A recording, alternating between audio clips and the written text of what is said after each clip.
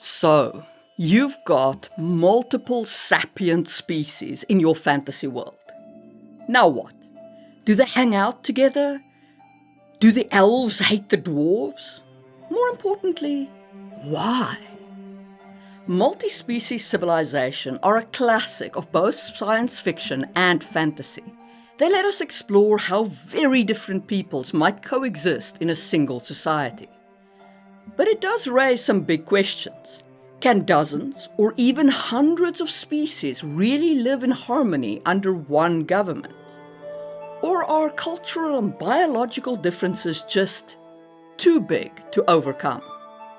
From galactic senates to first contact treaties, from ancient elder races to hidden vampire enclaves, fantasy and sci-fi are full of cross-species diplomacy.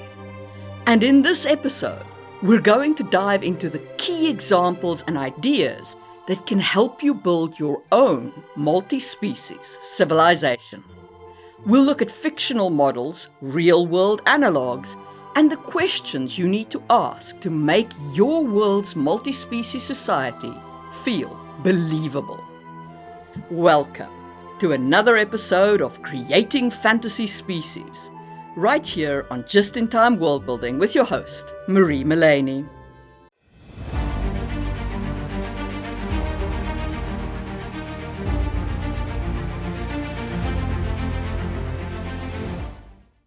Today's episode is going to be a long one because this is a complex topic. So maybe get comfortable, get a beverage, maybe put me on speaker and clean your house. I don't mind keeping you company through your chores. Okay, let's start our discussion today with a classic approach to interspecies diplomacy, the formal council or senate. This kind of model is your unified governance model, where multiple species come together to legislate and negotiate and, hopefully, keep the peace. The Galactic Senate from Star Wars is a perfect example of this kind of government. It's a massive assembly hall on Coruscant filled with alien delegates from thousands of worlds. The Senate serves as the Republic's legislature, empowered to mediate disputes, ratify treaties, and regulate galactic commerce.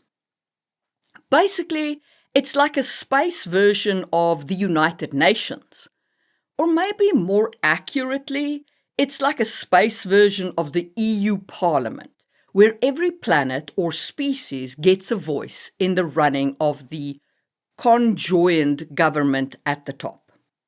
In the prequel movies, that diversity is on full display. You have blue-skinned Twi'lek senators that are sitting next to ET lookalikes, and 2 pods over there's a Wookiee representative, while an aquatic Quarren tries to get their point across. Each floating pod holds a delegate from a member world or faction, and they're all trying to hash out policy in a semi-civilized manner. It's an iconic example of a multi-species legislature, and fiction often mirrors reality here. Galactic senates, with all their strengths and flaws, reflect our own diplomatic bodies. On the one hand, they formalize negotiation, just like the UN is supposed to give nations a way to talk before or preferably in place of going to war. On the other hand, these bodies can get completely bogged down by bureaucracy and politicking. And let me tell you, as someone who lives in the EU, I can confirm the speed of Brussels bureaucracy is somewhere between 0 and minus 100 years. In Star Wars, the Senate becomes a nest of corruption and self-interest, and we see Palpatine manipulating it from the inside.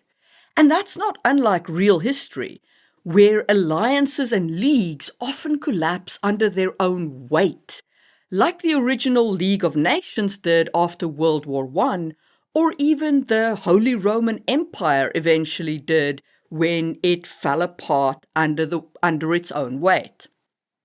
And the thing is, the Holy Roman Empire wasn't even that diverse.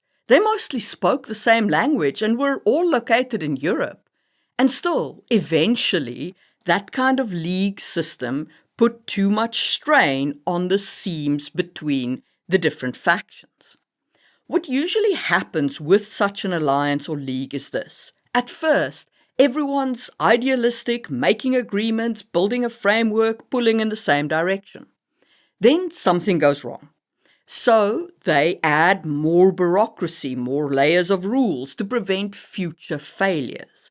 And over time, it becomes so tangled in regulation that nobody can actually do anything unless they break the rules.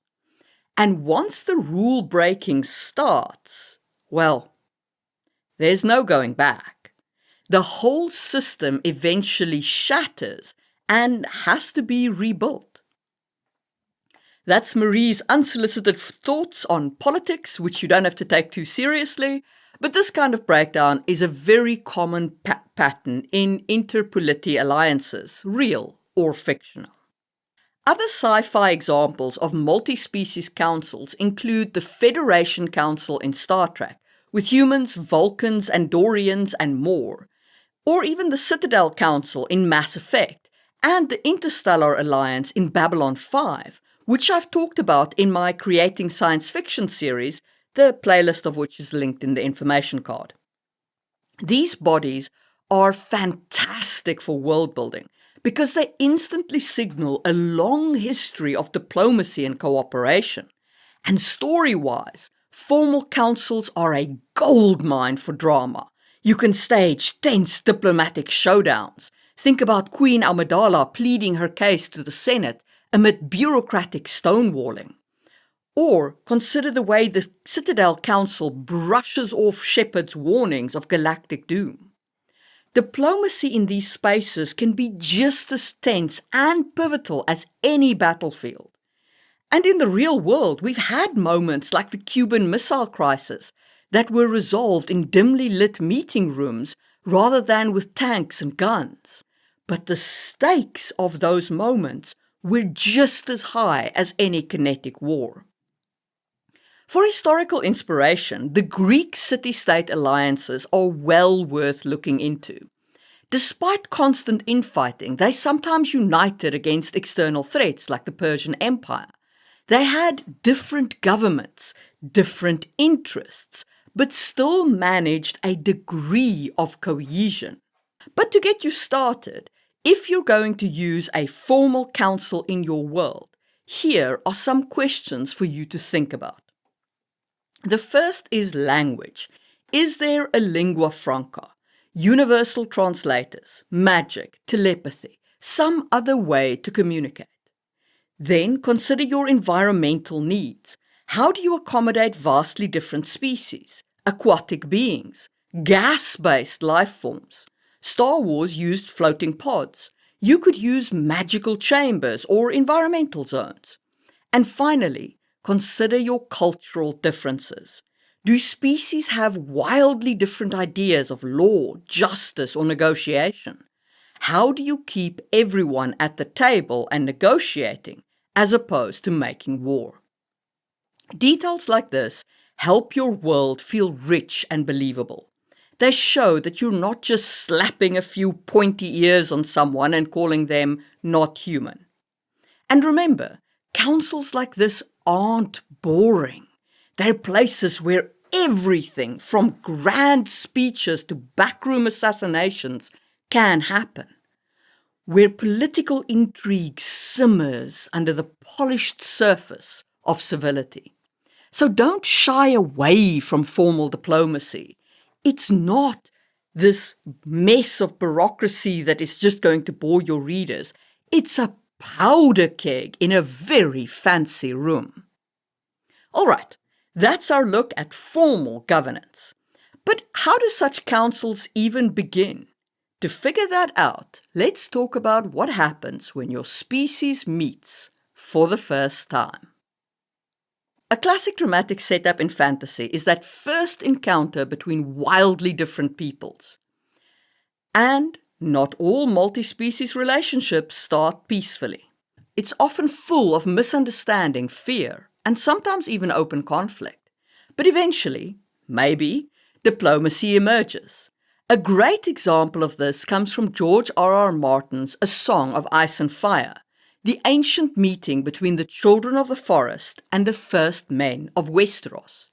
When the first men arrive on Westeros, it was basically an invasion, at least from the children's point of view. These newcomers started cutting down sacred forests, desecrating the ancient weirwood trees, where the children carved faces and built their animistic religion. The children, small in stature but very rich in magic, suddenly found themselves facing taller, more numerous humans with iron weapons and no regard for the spiritual power of the land.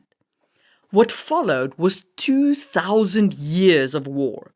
The first men had numbers and aggression on their side. The children had devastating magic. It was a long, brutal back and forth that boiled down to population versus power. Eventually, both sides grew tired of fighting, and they met on the Isle of Faces and forged the Pact, a treaty dividing the land. The open plains went to men, the deep forests went to children. In return, humans swore never to cut the sacred weirwoods again. This agreement ended the conflict and created a peace that held for millennia. At least until the next group of humans, the Andals, arrived and shattered everything again. This kind of mythic first contact does have very real-world echoes. It's reminiscent of the early encounters between colonizers and indigenous people, though not necessarily in the way we commonly think of colonialism today. You can trace similar patterns of this kind of meeting back to the Roman conquest of Britain and their clashes with the Druidic-led Pictish people. In many of these cases in our world's history, one side didn't even recognize the other side's humanity.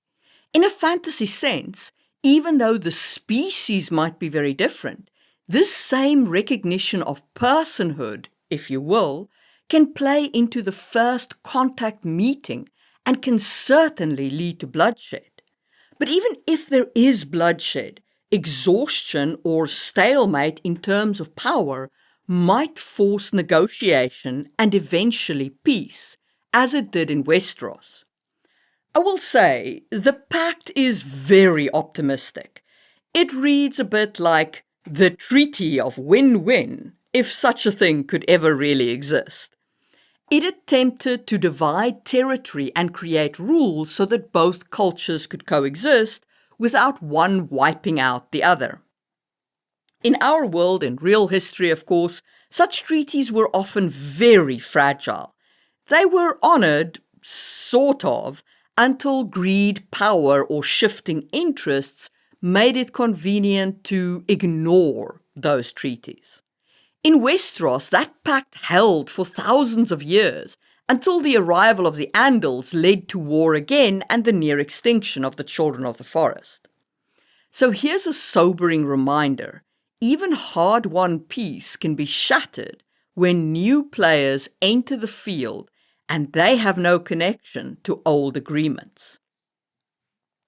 But back to first contact moments. They are, of course, a staple of science fiction. Usually it's humans meeting aliens, and the outcome can swing wildly depending on how that first contact situation is handled. Take Star Trek's Prime Directive. It's a rule designed to prevent exactly this kind of disastrous first contact by keeping advanced civilizations from interfering with pre-warp ones. Because once you show up with vastly superior technology, things go downhill fast. So why is this such a popular trope in both fantasy and science fiction? Well, it lets writers and world builders explore our own humanity and history and instincts. It plays on the fear of the unknown. It lets us wrestle with communication barriers, power imbalances, and cultural misunderstandings, and sometimes the desire to dominate. First contact stories are packed with drama. You've got two groups of strangers, neither of whom fully understand the other, and everything hinges on what happens in that moment.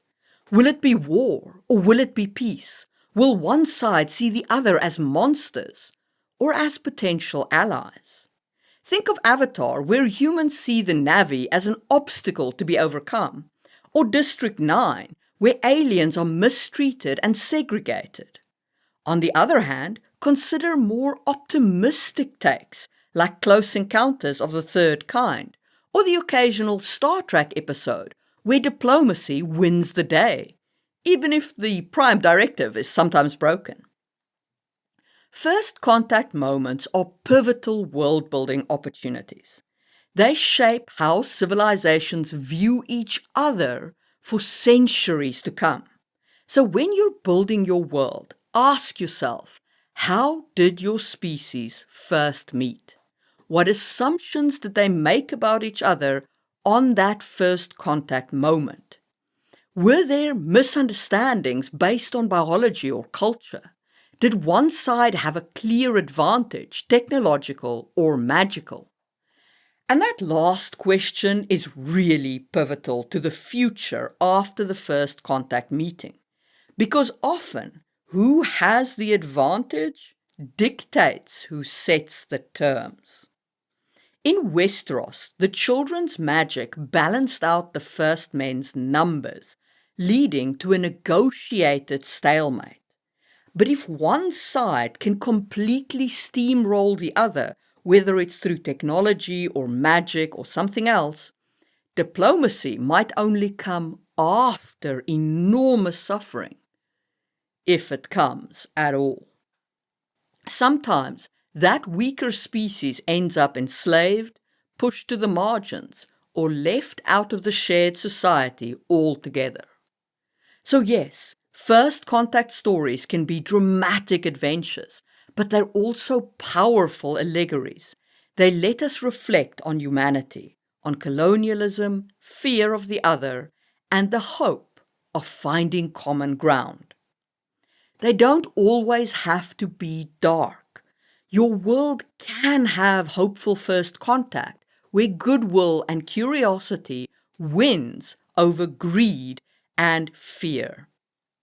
Of course, one of the most fascinating setups in first contact stories is when one species is much older and more powerful than the other, and yet war does not result.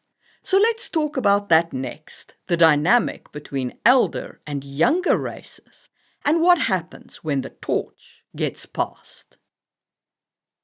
Just before we talk about that passing of the torch, let me tell you how to keep your world-building torch lit with a great book I've written, Worldbuilding Blueprints, Volume 1. This book gathers together all the content of the Worldbuilding Blueprints podcast Season 1 and gives you unique models for building cultures, economy, and fantasy everything.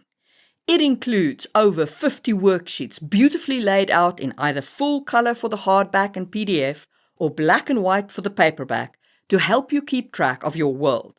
It is currently in Kickstart and will afterward be available via print on demand or on my Ko-fi site. Check out all of that in the links down below. Alrighty, and now on with the show. The dynamic of elder and younger races shows up pretty often in fantasy and adds a unique layer to diplomacy and interspecies relations. This kind of setup isn't just about politics, it's about legacy versus change, mentorship versus rebellion, and the bittersweet process of one people stepping aside while another rises. The classic example of this kind of setup is, of course, Tolkien's Middle-earth. The elves, and to an extent the dwarves, are the firstborn. They've been around for ages, they're literally immortal unless killed, they've witnessed the full sweep of millennia. Then along comes men, short-lived, mortal, but resilient and quick to multiply. By the time of The Lord of the Rings, we're at the end of the Third Age, and it's explicitly the time of men.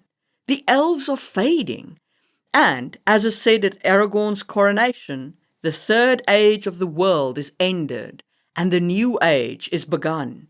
All the lands that you see shall be the dwellings of men. The elves don't rage against this change.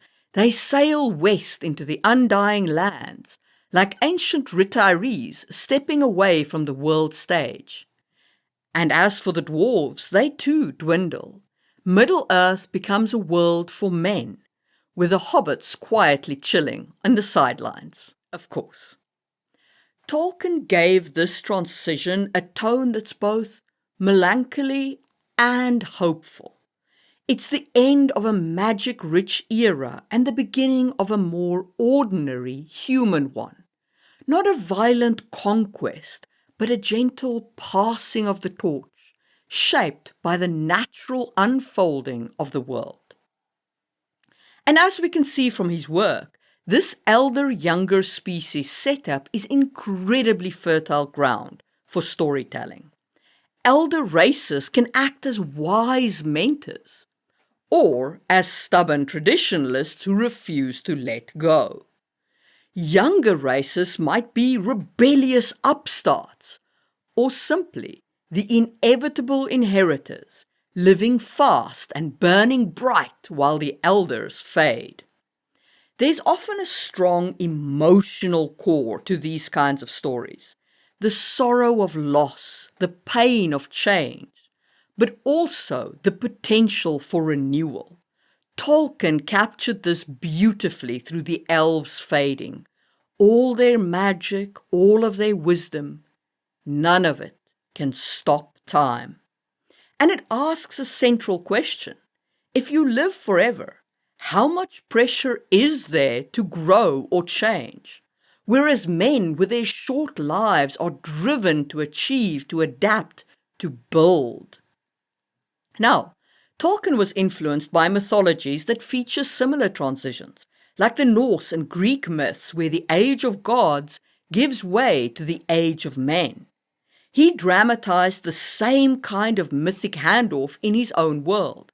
The idea that magic, wonder, and immortality must give way to something more grounded, but still valuable. And while this theme shows up most often in fantasy, we also see it in science fiction.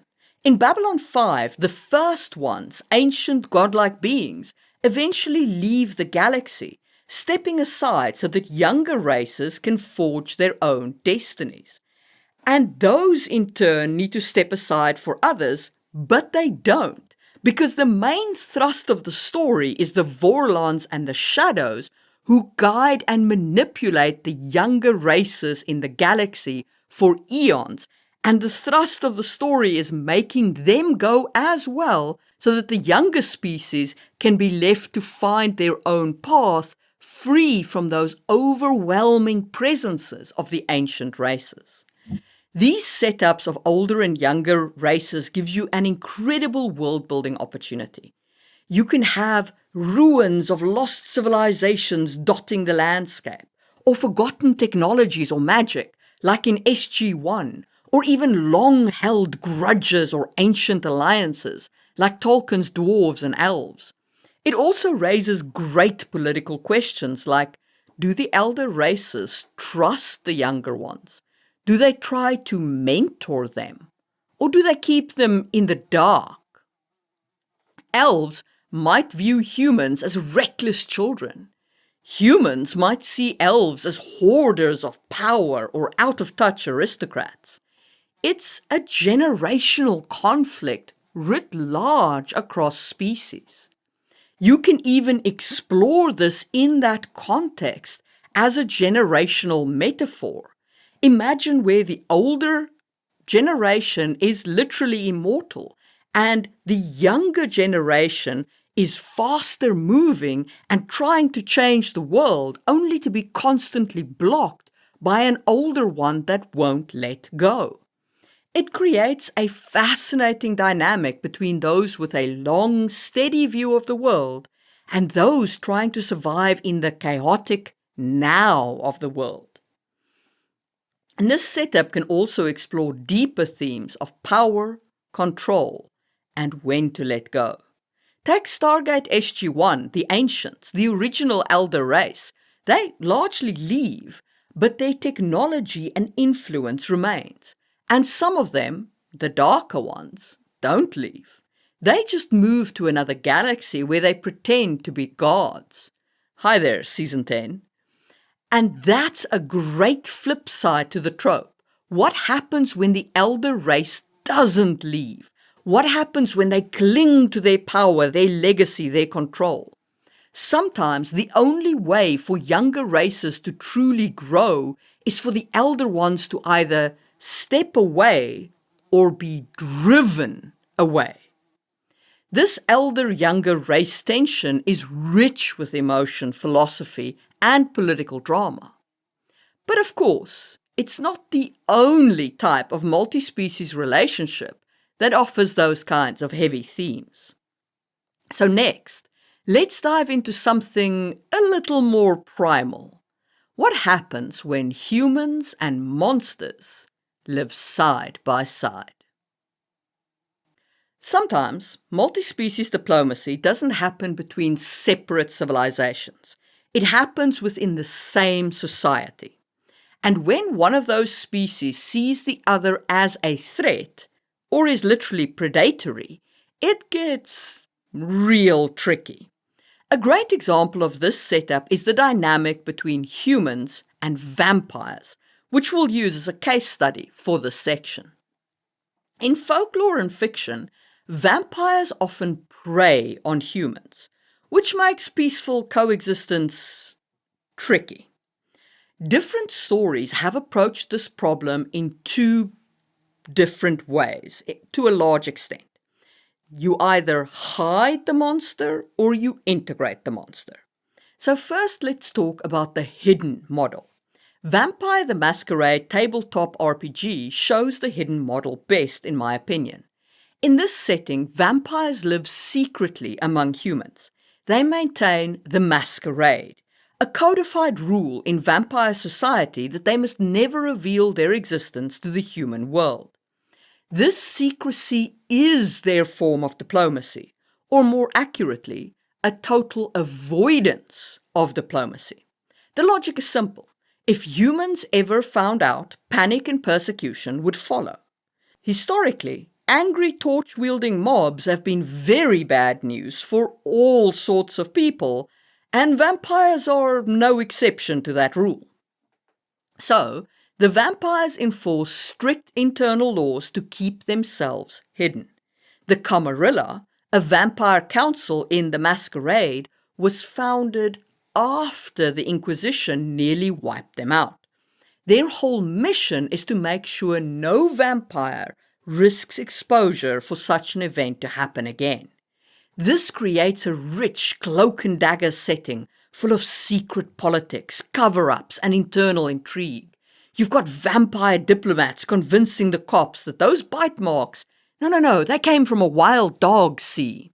You've got internal enforcers punishing reckless fledglings, and occasionally you've got a human or two in on the secret, serving as intermediaries.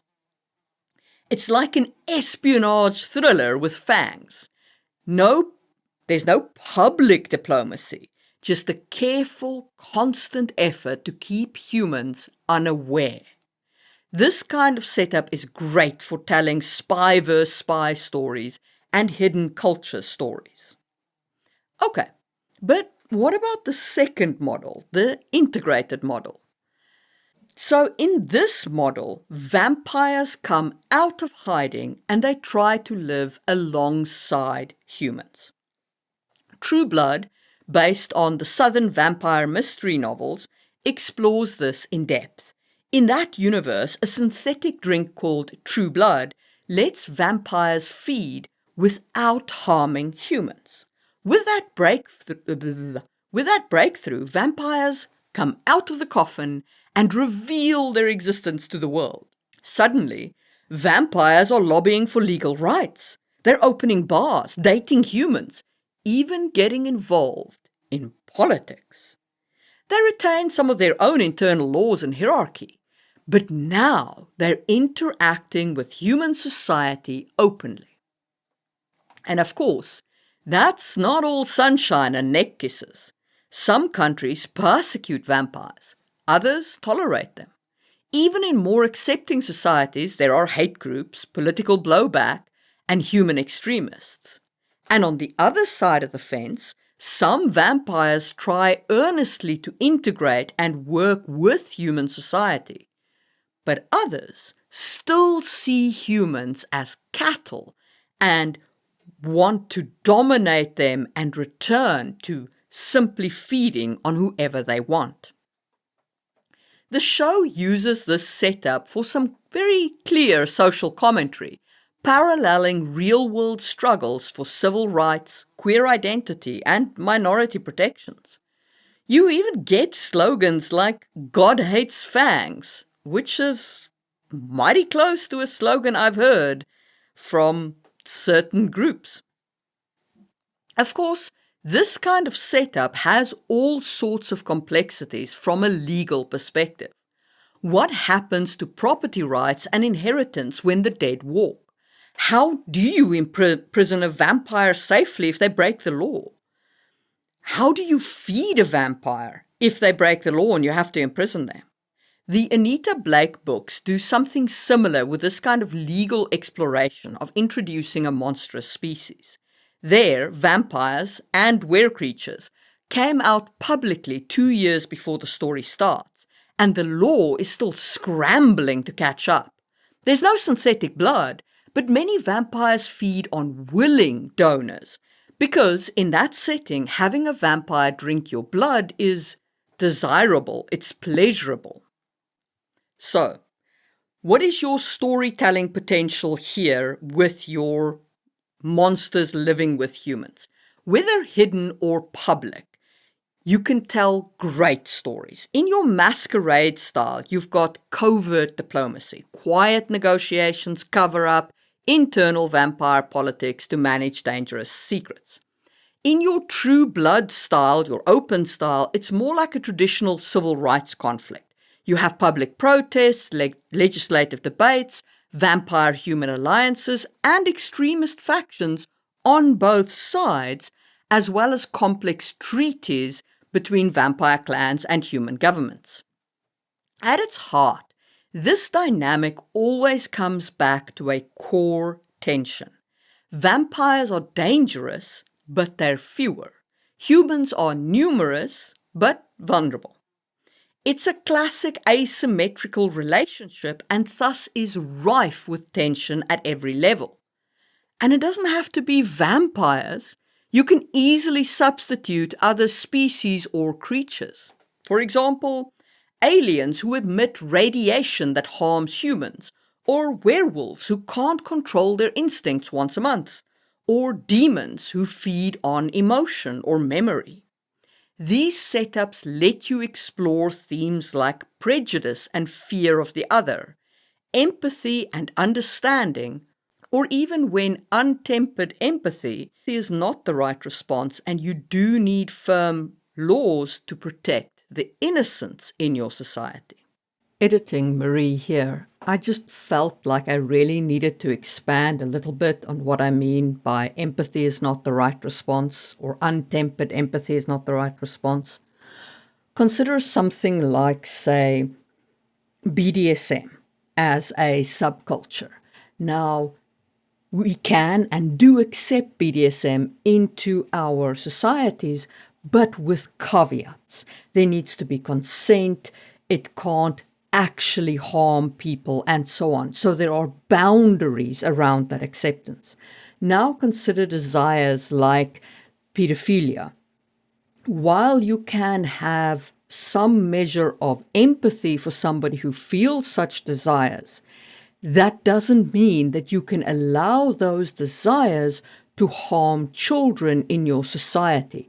Your empathy has to be tempered by setting boundaries on what you can and cannot tolerate, which is, of course, very different from adult desires where your consent boundaries can be created and enforced.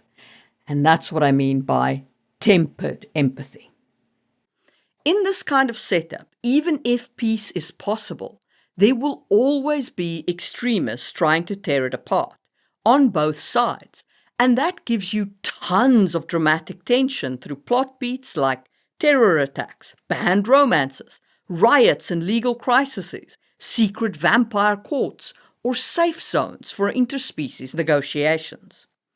And of course, you have fun world-building details you can throw in like night courts to accommodate nocturnal species, blood donation apps, swipe right for more, and legal definitions of death for people who get back up again. This is diplomacy not at the level of kingdoms and empires, but in the streets and courts of everyday life. It's civic diplomacy, lived on the ground, and it's ripe for drama. Now, to close out this video, I want to take a look at one of the richest and most complex examples of multi-species civilization in fantasy, Steven Erikson's Malazan Book of the Fallen. So let's dive into that next. Malazan Book of the Fallen basically says, why have 2 or 3 species when you can have dozens, plus gods and undead and maybe intelligent dinosaurs for good measure? The Malazan world is one of the most complex tapestries in modern fantasy.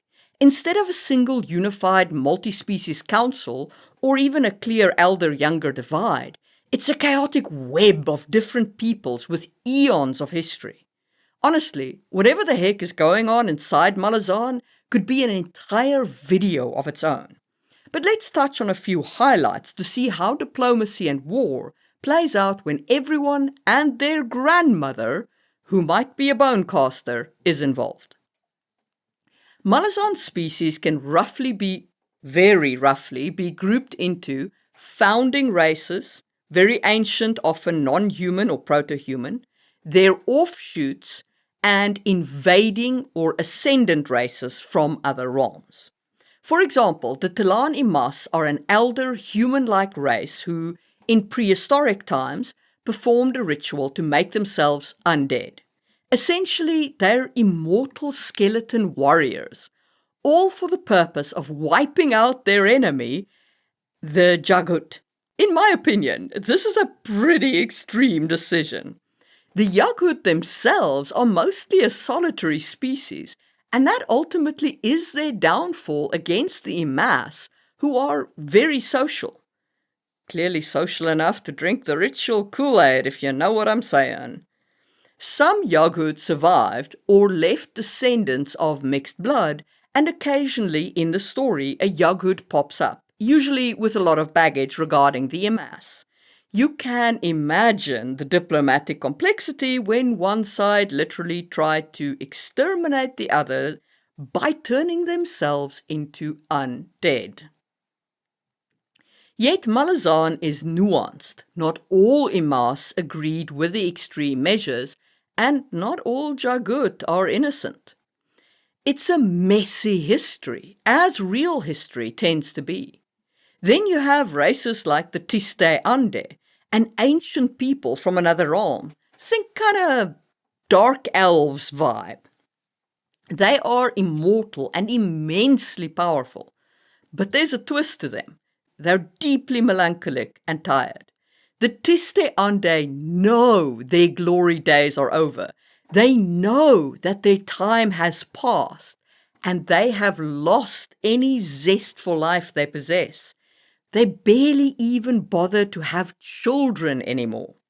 Their leader, the Son of Darkness, is constantly trying to spur them out of their fatalistic ennui. This is an echo of the elder race fading theme, but with a different flavor. It's less gracious than Tolkien's elves leaving, and more depression and stagnation. How do you diplomatically deal with a people who are immortal but world-weary? In the Malazan narrative, the undead can be formidable allies or terrifying enemies when they get roused. But getting them to care is a trick and a half. They often stand apart, not particularly interested in the squabbles of younger species, until push really comes to shove. Add to this the Malazan Empire itself, human-led but extremely pragmatic in incorporating other groups. The rival human cultures and kingdoms, the K'che and Chamala, sentient dinosaurs with swords for arms, yes, I'm not kidding, the necromantic Talan Imas, as mentioned, the Forkrul Assail, a secretive elder race obsessed with law and cleansing the world, those words never end well, and even gods and ascendant beings who directly meddle in mortal affairs. And what you get is a world where diplomacy isn't handled in a single council chamber. It's handled on battlefields, in smoky tent negotiations, through alliances of convenience. And sometimes it's not handled at all, because someone decides genocide is easier. From a world-building perspective, Malazan shows the extremes of multi-species interaction. It's not as neat as the Star Wars Senate where everyone has a seat. It's more like real history if you threw in non-humans, full of shifting power balances and clashing worldviews. Diplomatic encounters can be as small as a single Yagut and Imas meeting after a millennia. Awkward. Or as large as an entire species making a truce. Miracles do happen. One striking element is how long lifespans affect perspective. Beings like the Talan Imas or the Yaghut or the Tiste Ande, who've lived tens of thousands of years, have very long memories, and they can carry grudges literally forever. Convincing such beings to forgive or cooperate requires extraordinary circumstances and usually an even bigger threat. Humans in Malazan, by contrast, live short lives and tend to be more impulsive and forgetful of old grudges, which is sometimes good, they can move on, and sometimes bad, they repeat mistakes. It's a great sandbox to examine how different value systems and motivations can either clash catastrophically or form unlikely partnership. If you plan a multi-species world Malazan style, be prepared to juggle a lot of lore. One tip is to categorize your species. Who were the first ones and what happened to them? Who are the current powers? Which species have old alliances or enmities? Create a timeline of major clashes or treaties. In Malazan, Erikson essentially created a mythic prehistory, the Imas versus the Yaghut and so on, that sets the stage for the current era's clashes. Taking a similar approach in your world will give you depth in your lore. Readers sense a long past, even if they don't get all the details at once. And it also underscores that diplomacy isn't static. It can change drastically over epochs. Today's blood enemy might be tomorrow's ally against a demon invasion, and vice versa. To sum up Malazan in diplomatic terms, expect the unexpected. With so many players, the only constant is change, and maybe betrayal. But that unpredictability makes it feel truly alive as a setting, like a real historical epic, just one that includes magic and non-humans. So let's bring together all of these examples in some key takeaways for your own world building. First, balance cooperation and conflict. A multi-species society is interesting because of the tension between unity and discord. Decide what forces hold the species together: a shared government, a common enemy, economic interdependence, and what pulls them apart: historical grudges, incompatible needs, or prejudice. For instance, the Star Wars Senate shows unity under law, but the species still bicker and even secede, as we see with the separationist crisis.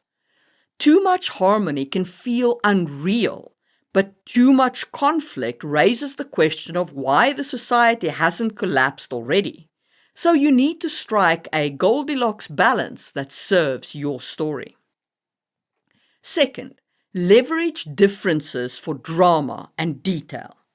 Use the biological or cultural differences of species to create unique diplomatic hurdles or customs. If one species is aquatic and the other avian, maybe meetings alternate between a grand undersea dome and a mountain eyrie, with each side slightly uncomfortable when out of their element. If one species lives for a millennia and the other lives for barely 40 years, their concepts of long-term agreement differ wildly. A treaty for 20 years might be a lifetime to one, but a mere season to the other. These differences can enrich your storytelling enormously. 3. Use real-world inspiration, but add twists. When in doubt, look at history and international relations to ground your world building and the events of your story. The dynamics of colonial encounters, Cold War détentés, alliances like NATO or the Iroquois Confederacy all have nuggets you can adapt to your world. For example, a pact dividing land between species could be modeled on real treaties with all the attendant issues of translation, bad faith, or differing interpretations. The plausibility from reality will help readers suspend disbelief about the less real elements. 4. Always consider thematic resonance. Use interspecies relations to explore themes. As we saw, vampires versus humans can mirror civil rights struggles. An elder versus younger race can comment on environmental change or the inevitability of progress or generational conflict. If you have a persecuted species, what real prejudices can you parallel to give it weight? If two species have a long peace, is it like a Cold War standoff or a genuine integration? Align the fictional situation with something human so your audience connects emotionally to your story. Just be careful to handle this with respect.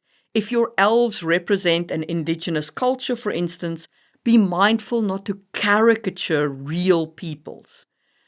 Done thoughtfully, these analogues can make a fantasy conflict really hit home, but done in a caricature way, it's not great. 5. Don't forget individual characters. Big picture diplomacy is cool. Senates, treaties, wars, all of those things are great. But stories thrive on the personal level. Create characters who embody the interspecies dynamic. Maybe a half-elf negotiator who literally has a foot in both worlds, or star-crossed lovers from different species. Classic, but effective. Or a skeptic human ambassador learning to respect alien cultures. All of these characters give you individual friendships or rivalries across species lines that can help ground the grand concepts and humanize them. Think of Legolas and his relationship with Gimli. Their personal bond does more to convince us of elf-dwarf reconciliation than any number of historical anecdotes would. Likewise, in science fiction, an alien and a human soldier saving each other in battle can be the microcosm that symbolizes a broader alliance. So zoom in and show those moments of individuality. It gives heart to your story. And finally, embrace the fun and the wonder of it.